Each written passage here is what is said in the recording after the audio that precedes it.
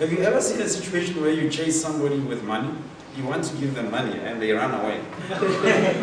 You know, or you can't find them, and you have the money. You know, many sisters go through that trouble. But we have seen our stakeholders in the form of banks, our employers, coming to the party. We didn't chase them with the money. They came running for the money, for the support. And they supported, each of them supported a number of learners. Some of them big numbers, some of them smaller numbers, but all of them contributed. And that we appreciate very much.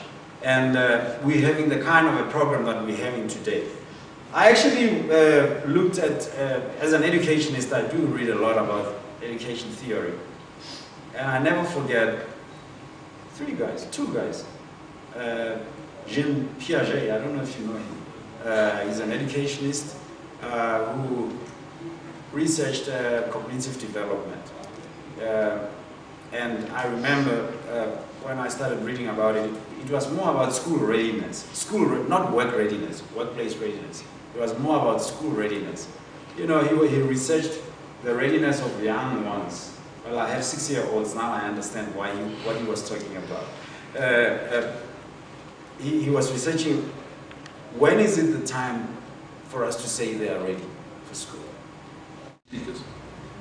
So I want to acknowledge the graduates for plowing through, because at the beginning, the first couple of courses are quite tough, and it seems to be that you're back at school, but you learnt information there that you needed to use when you got further on in the course, when you got to more technical stuff. And I'm sure you guys all realize that once you get to the end, that this thing is a holistic process, and you've got to go through it step by step. And as you all know about gradients, you have to make sure the gradients are always there, so that when you come out the other side, you actually understand what it is that you've achieved. I wish I would have been exposed to it. When I ended varsity, you know, you come out there, you don't have the refined skills to do a presentation or to speak with a client. You're nervous, especially when that client is a really nasty piece of work in front of you and you don't know how to manage them. What this has taught you is how to be professional still, am I right? Yes. How to maintain composure and then move forward and resolve the situation. Now, a lot of the times we go through life and we want to complain. We want to complain about the country that we have. But what are you doing about changing the country? Making that little bit of a difference where you are. So you're financial whiz kids, right? Some of you are financial planners already. I challenge each and every one of you. Phone your school. Go back in there and say, I would like to teach an extra maths class.